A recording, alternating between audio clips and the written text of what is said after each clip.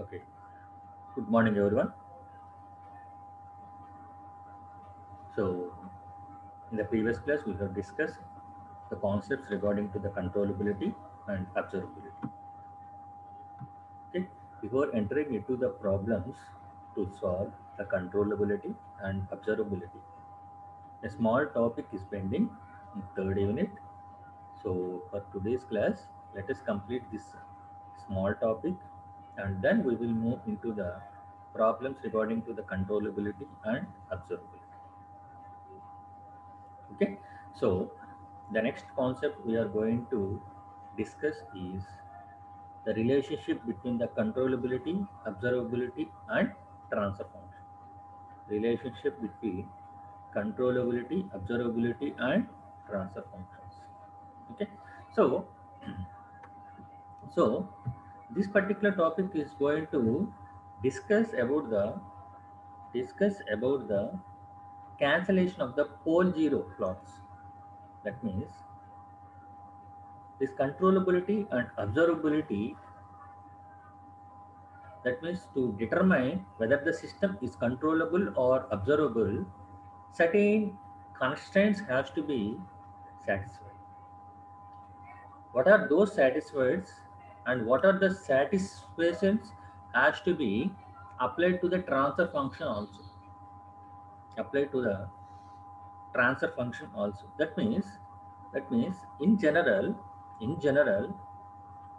the input or the output transfer function, which is going to be established as a transfer function, that is nothing but the system is nothing but called as a linear time invariant digital system. Up to now we are going to tell, that means we are going to justify whether the system is controllable or observable. What kind of system it is? That particular system is a linear time invariant digital system. Invariant digital system. Okay, that particular system can be neither controllable nor observable, or both, depending upon the constraints of the state variables. But but if that particular transfer function or that particular linear time invariant digital system consisting of a pole zero cancellation. Pole zero cancellation means, if you consider a transfer function, the numerator values are considered as the zeros, and the denominator values are considered as the poles. It is a general meaning. If you consider a particular transfer function, the numerator values are simply called as the zeros, and the denominator values are simply called as the poles. Okay, if that particular transfer function is having the pole zero cancellation, that means the poles and zeros are equal. If the poles or the zeros are equal, they are going to be get cancelled.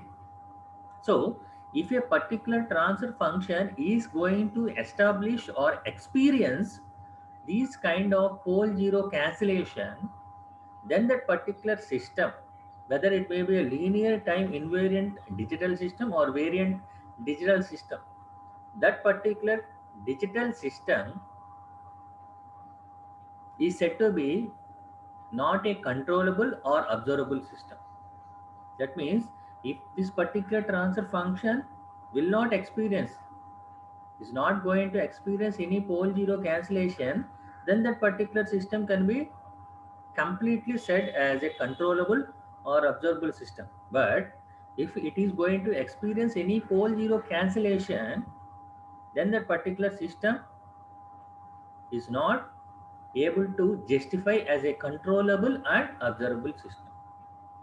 Okay, that means if a system has to be controllable and observable, that particular system must not experience any pole zero cancellation. Pole zero cancellation. So let us discuss in detail about these concepts. So in order to justify this particular statement, we are going to consider the dynamic equations which are related to the state equations, that is x of k plus 1 is equal to a into x of k plus b into u of k, and C of k is equal to d into x of k. We are going to eliminate e into u of k. That means in order to justify whether it is a controllable or observable, there is no need of that particular parameter or the matrix E. Okay, only the matrix A, B, D or E are necessary in order to justify whether that particular system is a controllable or observable. So we are not going to bother about that particular D into U of X, sorry, U of K.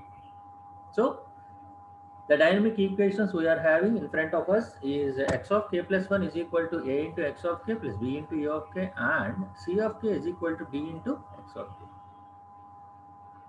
So, okay. So, so let us consider this particular input function x of k as p into y of k. P into y of k. We are going to consider this particular input function x of k is equal to p into y of k. So just substituting this particular x of k as a p into y of k, these equations are going to transform into that means x of k plus 1 is going to transform into p into y of k plus 1 is equal to a into a into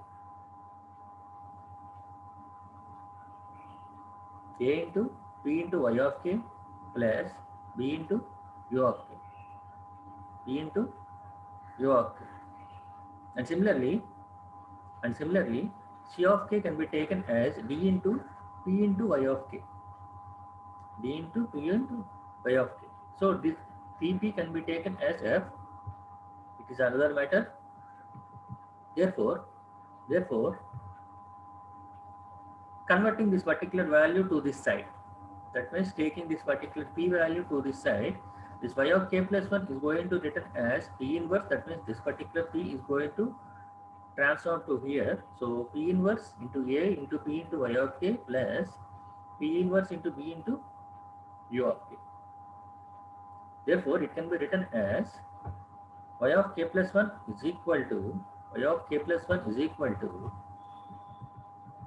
delta into y of k plus t into u of k, where delta can be taken as p inverse into a into p, and p inverse b is going to be taken as capital T, and this particular d into p is going to be taken as f,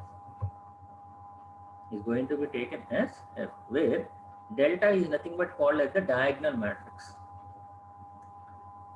Delta is going to be called as the diagonal matrix. Once again, in order to justify this particular statement, that means if a transfer function is going to experience a pole zero cancellation, then that particular system is not considered as a neither controllable nor observable.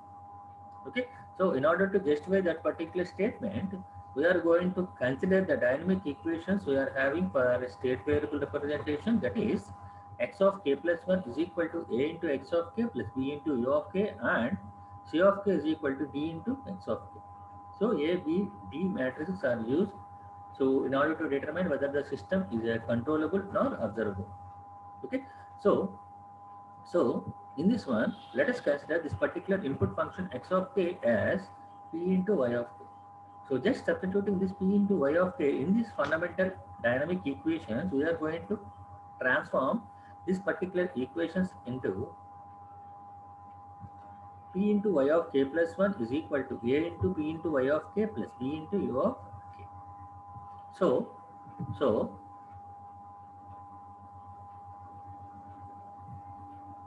So this function is going to transform into y of k plus 1 is equal to, that means this particular p is going to be transformed to this side. Therefore, it is going to be rewritten as y of k plus 1 is equal to p inverse into a into p into y of k plus p inverse b into u of k.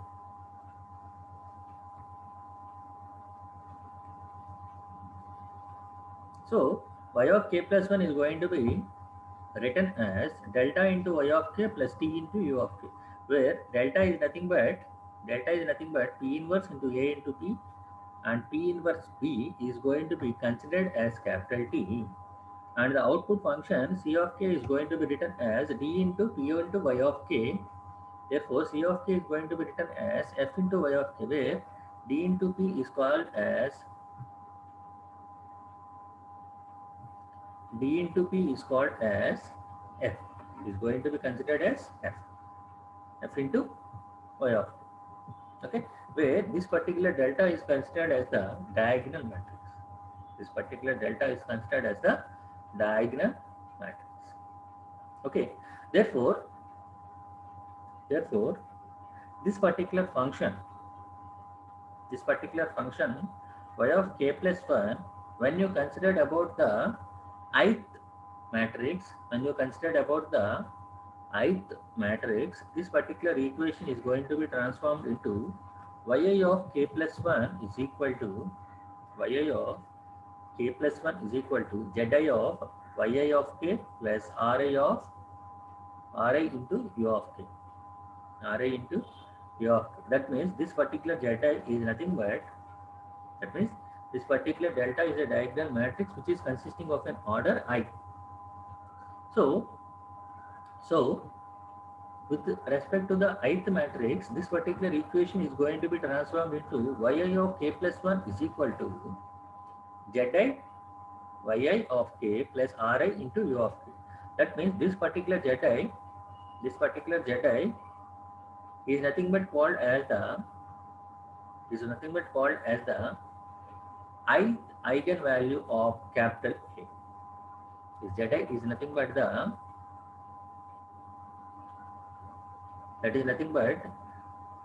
ith eigenvalue of capital A, and Ri is nothing but the ith element of capital T. Zi is nothing but the ith eigenvalue of capital A, and Ri is nothing but the ith element of this particular capital T.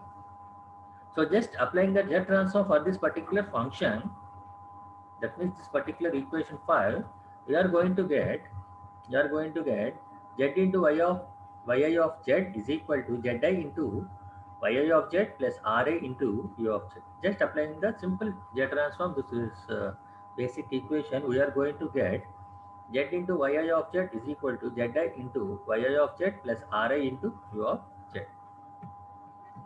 So just taking this particular zi into yi of z to this side, we are going to get z into yi of z minus zi into yi of z is equal to Ri into u of z. Taking yi of z as a common, we are going to get yi of z is equal to Ri divided by z minus zi into u of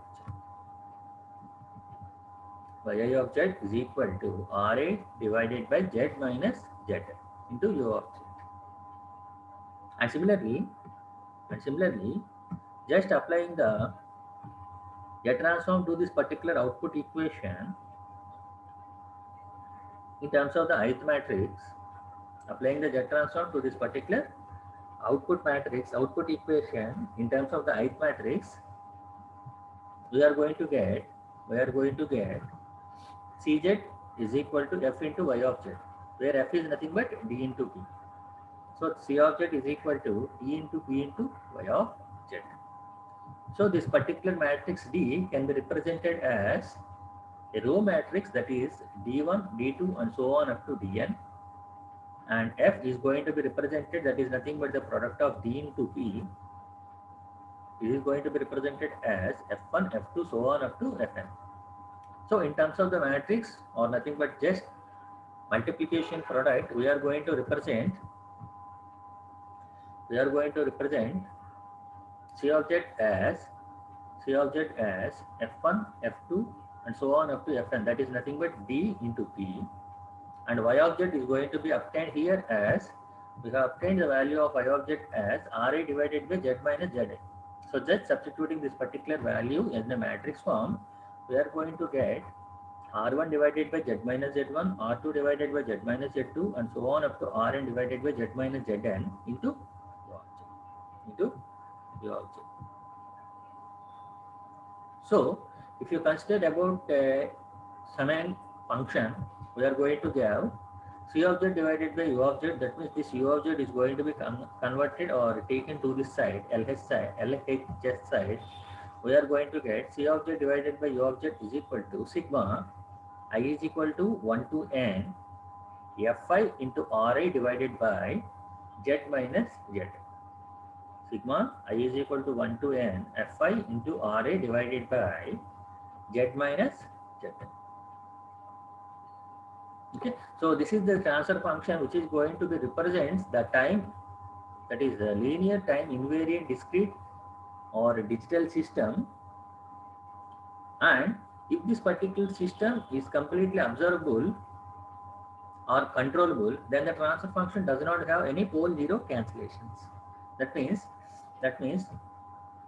we have derived a transfer function for this one. We have derived a transfer function for this one. So if this particular transfer function is called as a controllable observable, that means this particular transfer function does not have any pole zero cancellation. Pole zero cancellation. That means, let me explain with an example. So if you consider a input and output transfer function of a system as C of z divided by U of z is equal to z plus 0.2 divided by z plus 0.5 into z plus 0.2. So here we are able to experience the pole and zero cancellation. That means this z plus 0.2 and z plus 0.2 in the numerator and the denominator is going to get cancelled, and it is going to give the transfer function as 1 divided by z plus 0.5.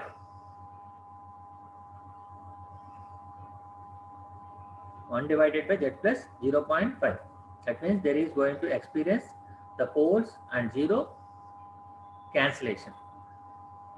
So this particular transfer function is not called as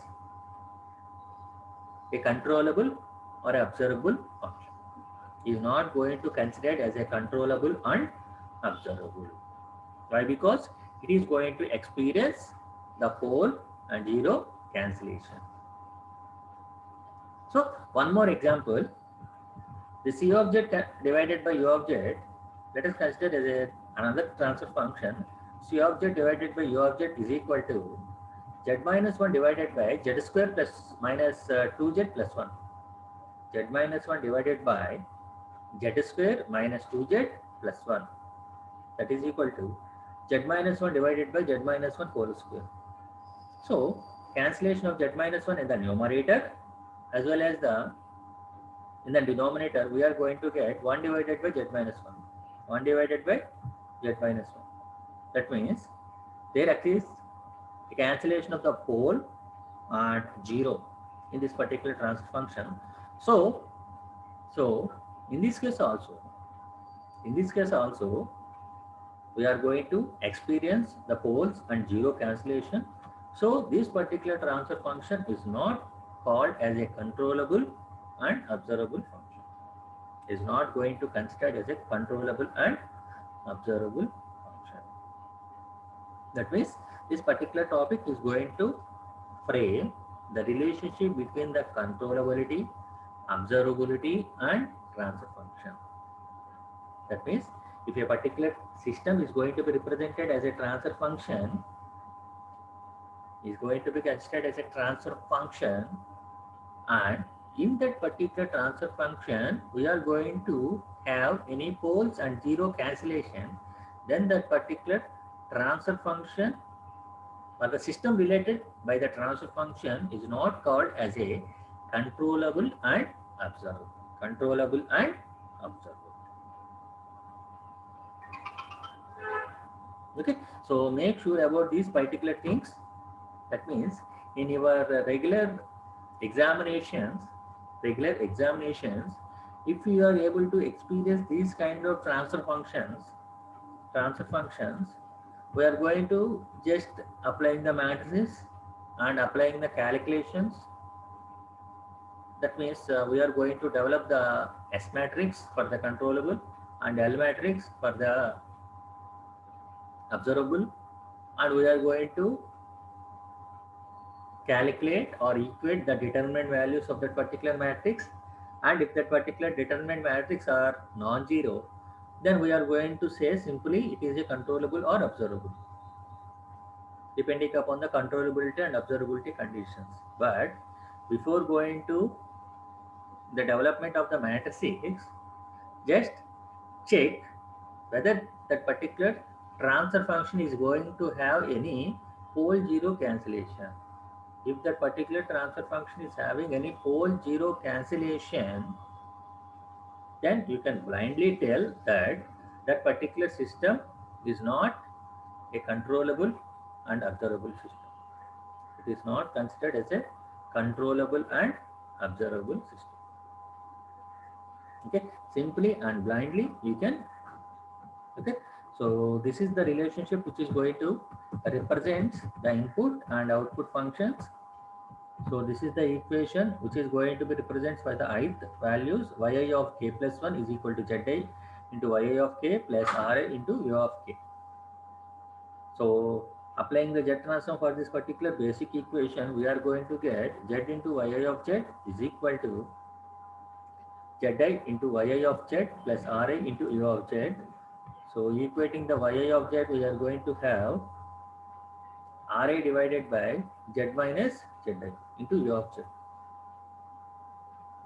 Ra divided by z minus Zi into u of z. And similarly, applying the Z transform for this particular function, that is output function, we are going to get C of Z is equal to F into Y of Z, where F is nothing but D into P. So let us consider this particular D matrix is represented as a row matrix, that is D1, D2 and so on up to Dn, and F is going to be represented as the product of D into P, that is F1, F2 and so on up to F. So C of Z is nothing but the product of F into Y of Z. F is going to be represented as the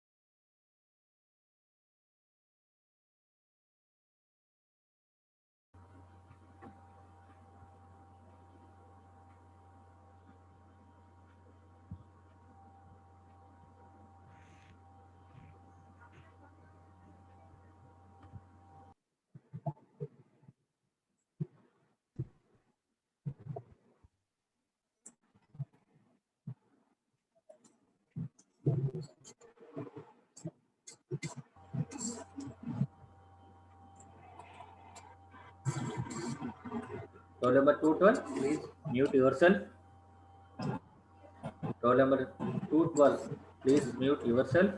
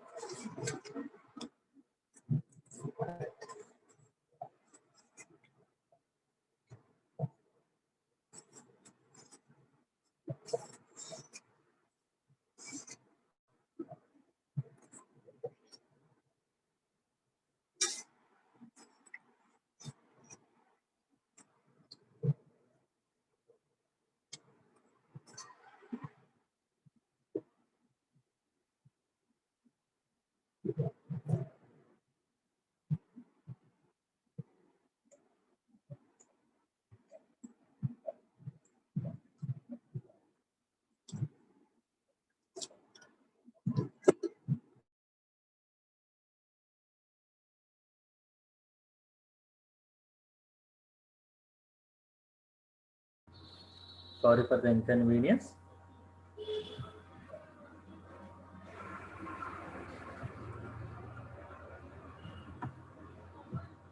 So we are going to frame, that means we have framed an expression for the output function, that is C object is equal to f into y object.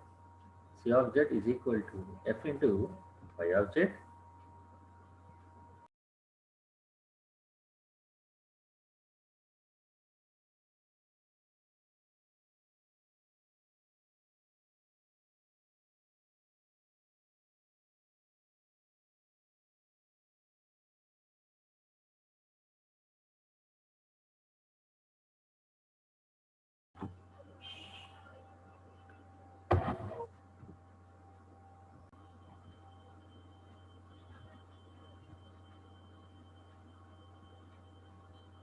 So we are going to, that means we have framed the relationship between the controllability and the observability and transfer function.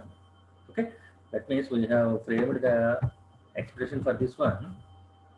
That is the transfer function, that is C object divided by U object is equal to sigma I is equal to 1 to n fi into Ri.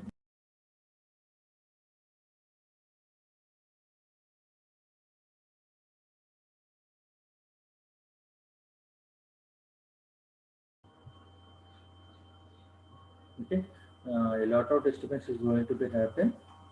So we will discuss the problems regarding to the controllability and observability in the next class. Okay, thank you everyone. Have a nice day.